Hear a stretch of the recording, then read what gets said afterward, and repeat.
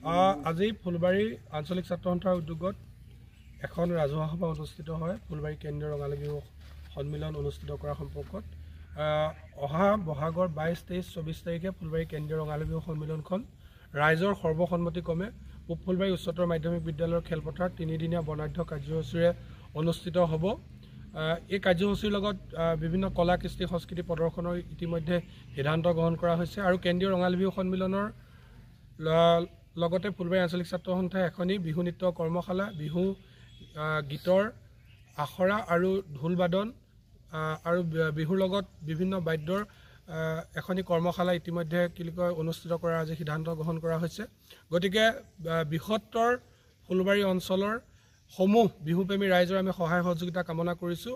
ফুলবাৰী আঞ্চলিক ছাত্ৰ সন্থাৰ উদ্যোগত ফুলবাৰীবাসী ৰাইজৰ সহযোগত ফুলবাৰী কেন্দ্ৰীয় ৰঙালী বিহু সন্মিলন 2025 অহা 22, 23, 24 বহাগত পূব ফুলবাৰী উচ্চতৰ মাধ্যমিক বিদ্যালয়ৰ খেলপথাৰত অনুষ্ঠিত হ'ব। বিহুৰ প্ৰতিটো কাৰ্যসূচীতে প্ৰতিগৰাকী বিহুপ্ৰেমী ৰাইজৰ সহায় সহযোগিতা, সৎ দিহা পৰামৰ্শ, উপদেশ আমি ছাত্ৰ সন্থাৰ তথা উদযাপন সমিতিয়ে আন্তৰিকতাৰে কামনা কৰিছোঁ।